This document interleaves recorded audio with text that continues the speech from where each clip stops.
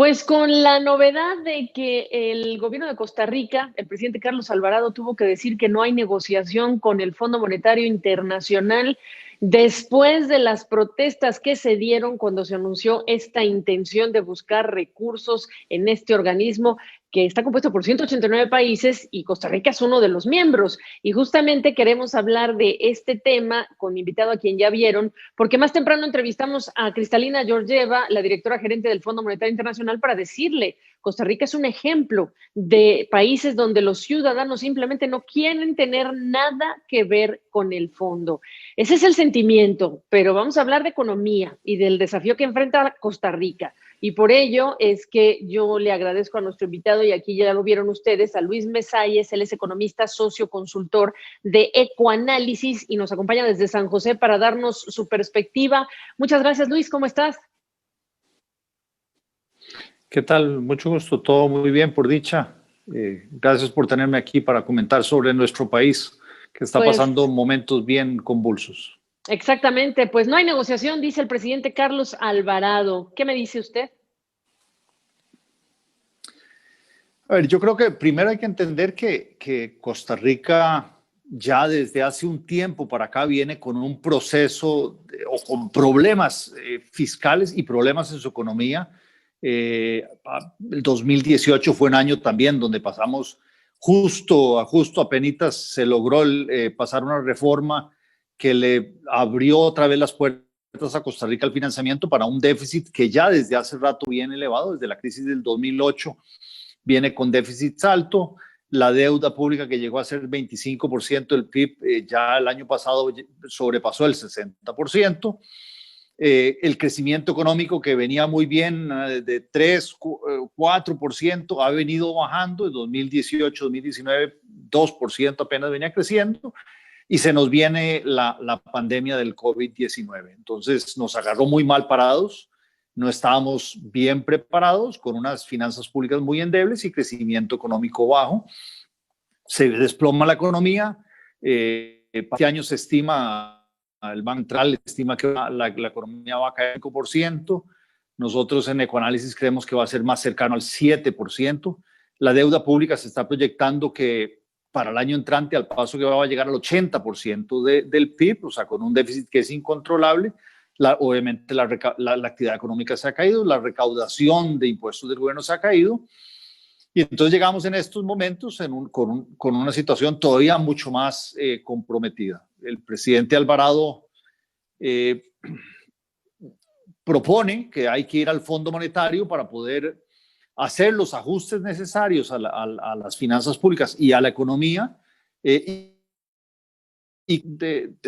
Fondo Monetario, valga la redundancia, nos darían un respiro para poder hacer esas reformas mientras toman efecto.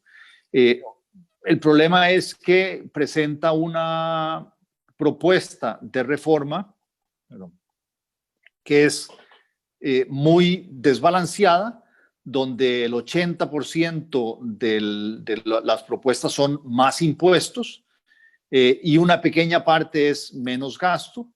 Y eso hace que entonces una parte de la población se indigne fuerte. Ya de por sí la están pasando mal, con un nivel de desempleo que sube el 25%.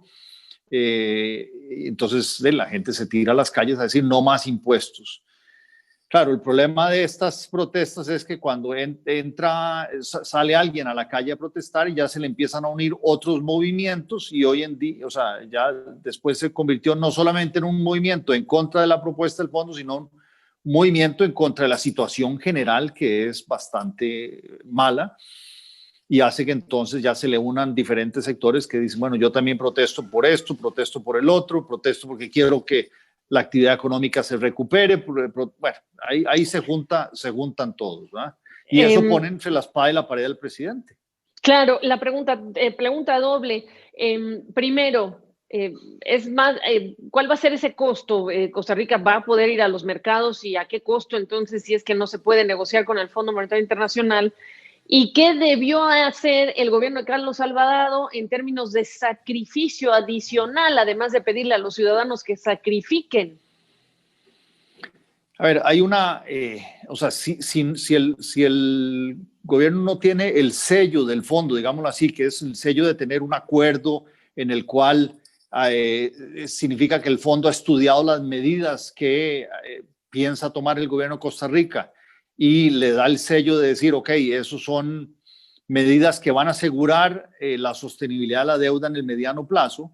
Sin ese sello, Costa Rica probablemente no tenga acceso a fondos o, bueno, ya de por sí está pagando caro por la deuda, tiene una calificación de deuda que está en el rango de altamente especulativa por cualquiera de las calificadoras, le va a costar o le va a salir muy caro.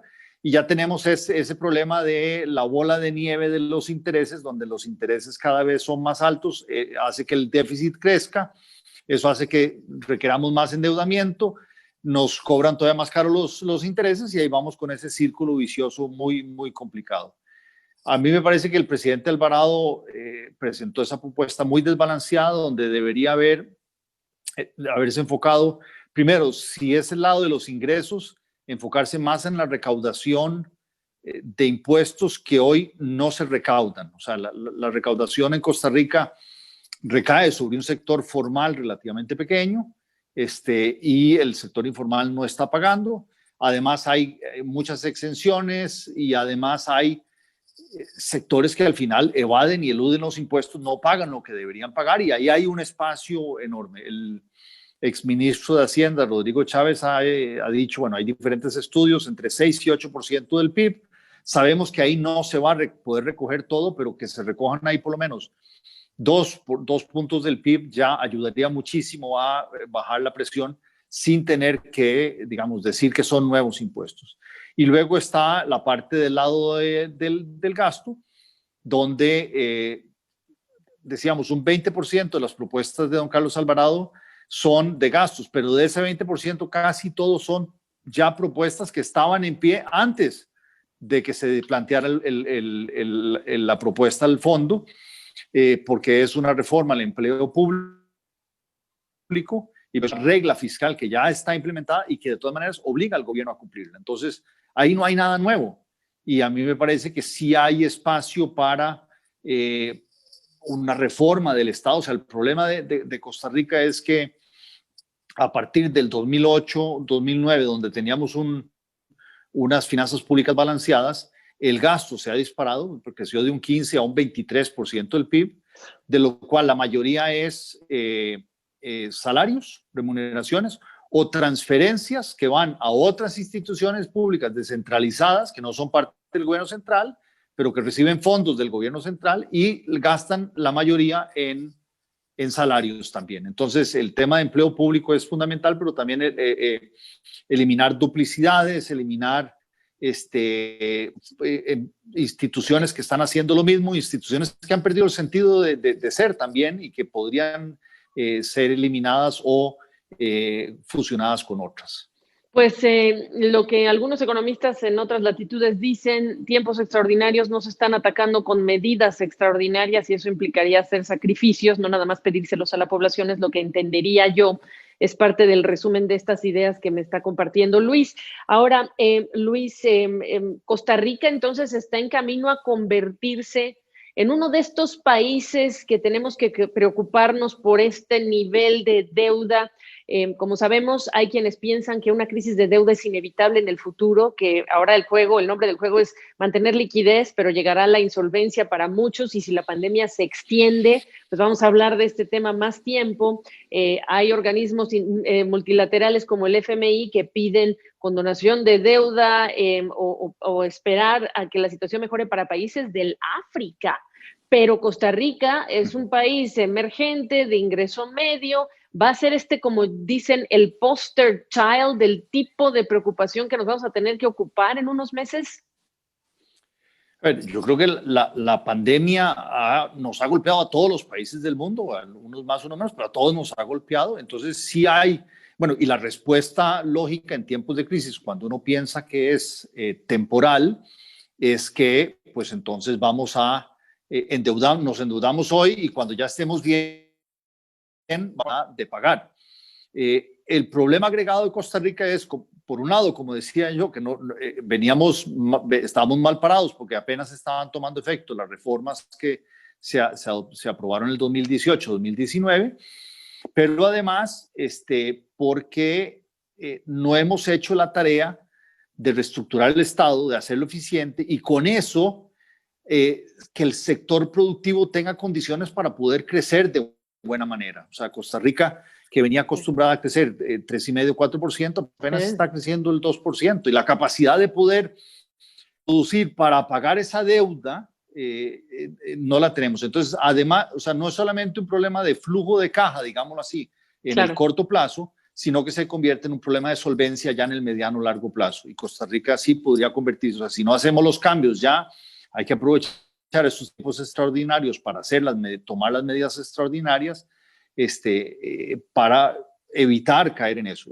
No sé si ya nos da tiempo y si se rechaza el acuerdo con el Fondo Monetario Internacional, todavía más difícil, o sea, porque es que rechazar el acuerdo con el fondo no es solo rechazar el dinero que nos podrían dar, es rechazar las reformas que se deberían tomar para resolver el problema y tener otra vez solvencia en la deuda. Entonces, creo que sí, digamos, nos podemos caer en una muy mala situación, que al final la crisis será la que nos haga el ajuste a la fuerza, desgraciadamente. Exactamente, hay que subrayar ese desgraciadamente y yo quiero subrayar algo que me la paso insistiendo, Luis, y es que no hay tiempo y es que el tiempo es importantísimo. En el momento en el que se interviene a un paciente en un hospital, entendería yo, es tan importante como el momento en el que las autoridades intervienen para aliviar la situación económica. Por último, Luis, hablar del ambiente para hacer inversiones, que vamos a necesitar tantísima la colaboración de la iniciativa privada para entrar en mancuerna, pues en lo que serían proyectos, para desarrollar proyectos de infraestructura y detonar la recuperación, acompañarla y crear empleos. ¿Cómo está la situación en Costa Rica? A ver, Costa Rica ha venido, bueno, y este gobierno de don Carlos Alvarado ha venido trabajando en atraer más inversión de, ¿cómo se llama?, de concesión de obra pública a asociaciones público-privadas. Había venido haciendo algo de eso muy lentamente para mi gusto, pero bueno, por lo menos iba en la dirección correcta.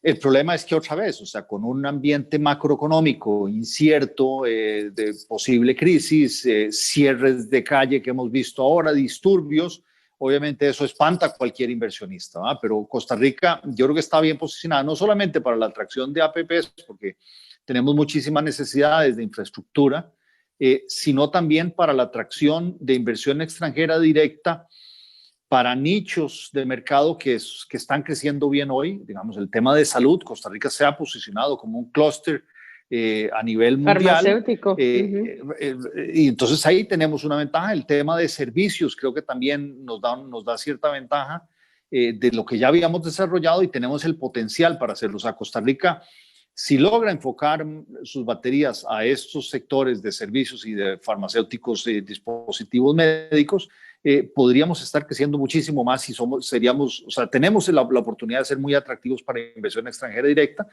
pero para eso se requiere una base de una macroeconomía estable, o sea, que sin entrar en este tipo de crisis y obviamente sin entrar en este tipo de descontentos de la población, que sí es claro que la población tiene un descontento por lo que está pasando y quiere una solución.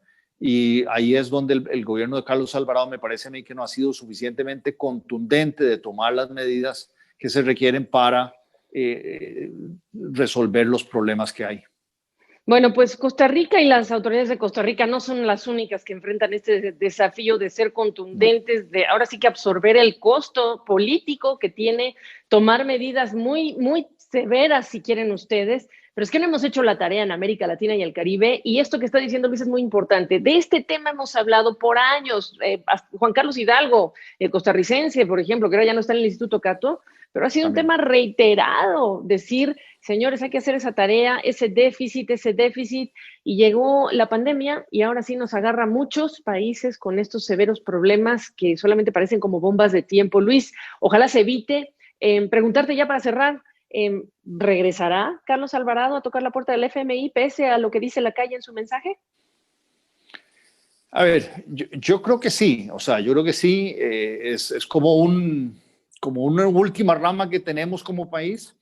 Las protestas, si se ven violentas, y cuando ve las escenas en la tele, pareciera que son muchas, en verdad no representan a la mayoría del pueblo, ¿eh? Y yo creo que no representan tampoco a la masa pensante del país, que al final la mayoría de la gente lo que piensa es que sí tenemos que hacer las reformas, ¿verdad? Eso es primero, y segundo, ir al Fondo Monetario Internacional es una ayuda para que las reformas que van a ser dolorosas sean un poquito menos dolorosas. Igual nos va a doler, pero sean un poquito más dolorosas. No es culpa del fondo lo que está pasando, es culpa, como decía usted ahora, que no hemos hecho la tarea nosotros y ahora, como último recurso, vamos al fondo, pero no es culpa de ellos, definitivamente. Y yo creo que don Carlos está esta semana con una serie de reuniones con diferentes sectores buscando, yo creo que cuál es la solución que podría presentar, tal vez un poco más diluida que la anterior, al fondo para poder salir adelante de nuestra situación tan comprometida.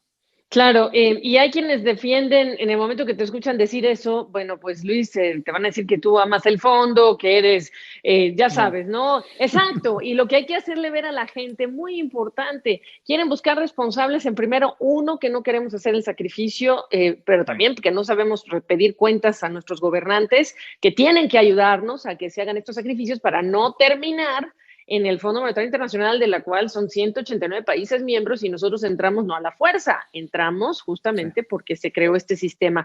Y perdona que cierre yo así, pero es que en estos tiempos, pues la gente mira al fondo con este malestar, pero se olvidan que uno toca esa puerta porque las cosas no se hacen en casa, la tarea no se hace en casa. ¿Algo Así que agregar, es. Luis? Yo te agradezco el tiempo. No, totalmente. Hay que verse el espejo uno y en vez de echarle la culpa a los demás, lo que no hemos hecho nosotros, yo creo que es lo importante en estos momentos. Así es. Luis, te agradezco la oportunidad y estoy en contacto con ustedes porque sí nos preocupa la situación de Costa Rica por lo que puede representar Claro, verse en el espejo de Costa Rica otros países. correcto. Muy bien, con mucho gusto y muchísimas gracias por la invitación.